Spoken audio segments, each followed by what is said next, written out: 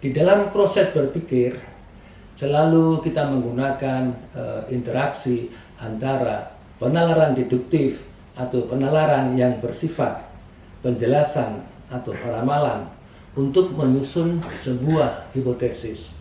Sementara hipotesis akan menjadi sebuah penalaran induktif jika telah kita lakukan melalui penelitian dan kita menemukan fakta-fakta melalui pengamatan dan observasi. Penalaran induktif bersifat generalisasi empirik dalam rangka untuk menyusun sebuah teori kebenaran yang baru.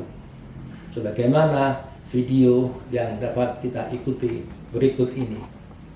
Assalamualaikum warahmatullahi wabarakatuh.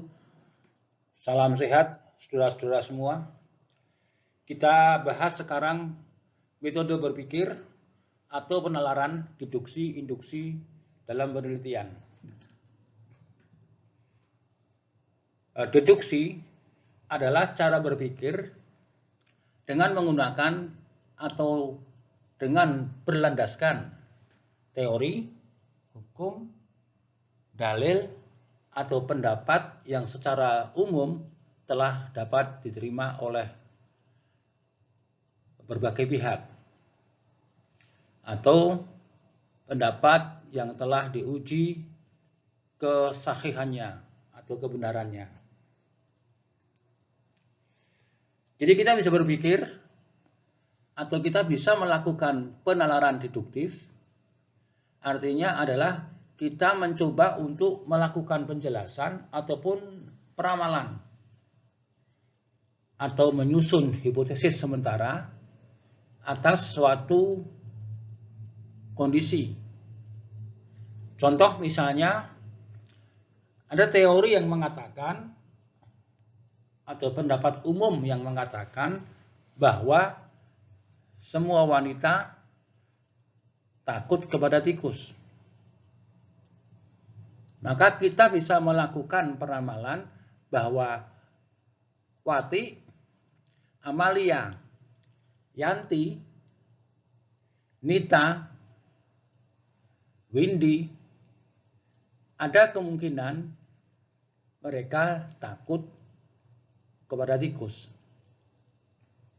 Itu merupakan satu bentuk hipotesis atau kesimpulan sementara berdasarkan teori, hukum, dalil, atau pendapat umum yang telah diterima kebenarannya oleh khalayak.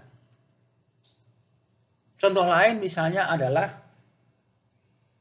unsur nitrogen dapat meningkatkan pertumbuhan vegetatif tanaman.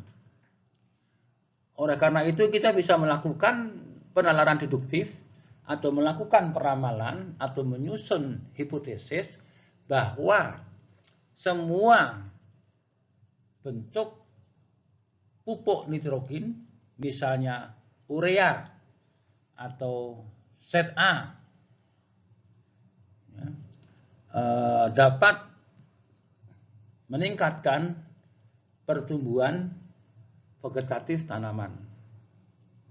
Baru kemudian Anda bisa lakukan penelitian untuk mendapatkan fakta. Apakah melalui observasi atau survei kalau Anda memang melakukan penelitian observasi, atau melakukan pengamatan atau parameter pertumbuhan. Misalnya kalau Anda melakukan penelitian percobaan dengan aplikasi pupuk nitrogen tertentu kepada tanaman. Fakta yang kita temukan bisa kita rangkum secara general. Maka namanya adalah generalisasi empirik. Empirik adalah kejadian yang sudah berlangsung atau sudah terjadi, atau data nyata. Misalnya pupuk urea dapat meningkatkan tinggi tanaman. Pupuk urea dapat meningkatkan diameter batang. Pupuk urea dapat meningkatkan jumlah daun. Pupuk urea dapat meningkatkan berat kering biomasa tanaman. Masing-masing data tadi kita rangkum menjadi sebuah generalisasi bahwa pupuk nitrogen dapat meningkatkan pertumbuhan vegetatif tanaman. Sebagaimana kita ketahui bahwa baik tinggi tanaman, diameter batang, jumlah daun, maupun berat kering biomasa tanaman itu merupakan parameter-parameter ukuran pertumbuhan vegetatif tanaman. Dengan demikian, kita sudah melakukan generalisasi empirik, yaitu generalisasi berdasarkan fakta yang kita temukan. Langkah ini merupakan langkah yang diberi nama penalaran induktif untuk membentuk sebuah teori, untuk membentuk sebuah dalil, atau untuk membentuk sebuah pendapat umum bahwa dengan melihat tinggi tanaman, diameter batang, jumlah daun, maupun berat kering biomasa tanaman, kita bisa mengatakan bahwa pupuk nitrogen dapat meningkatkan pertumbuhan vegetatif tanaman. Atau misalnya di dalam penelitian kita menggunakan 4 macam jenis pupuk nitrogen.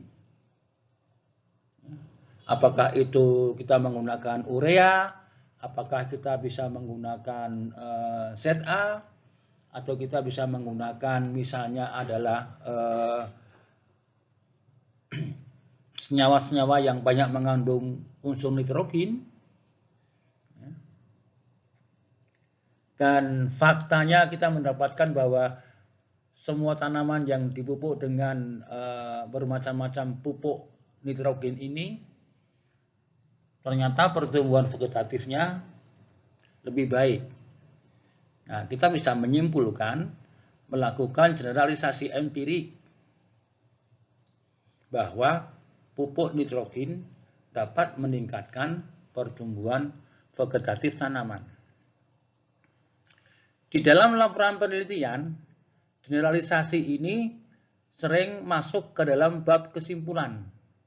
Artinya, dia belum menjadi hukum, dia belum menjadi teori baku, dia belum menjadi dalil, tetapi dia baru menjadi simpulan akhir dari sebuah proses penelitian. Dengan demikian, kita bisa melihat bagaimana kemudian metode berpikir deduksi-induksi ini dapat kita lakukan untuk menyelesaikan penyusunan laporan penelitian. Ingat, contoh deduktif adalah semua wanita takut kepada tikus, maka kita bisa menguji Yanti, Windy, Anita, Siti, dan semua nama-nama wanita yang kita uji, itu dapat kita duga mereka takut kepada tikus. Tinggal faktanya, kalau kita menemukan fakta banyak wanita yang takut kepada tikus, Siti takut kepada tikus, Ida, Yanti, Wati, Linda, semuanya takut pada tikus, maka kita bisa menyimpulkan menjadi teori umum, yaitu wanita takut kepada tikus. Demikian penjelasan tentang metode berpikir atau penalaran, deduksi, induksi dalam penelitian. Jangan lupa untuk selalu membuka mata kuliah metodologi penelitian dari situs e-learning agroteknologi Fakultas Pertanian UMY, learning agric@umj.ac.id. Wassalamualaikum warahmatullahi wabarakatuh.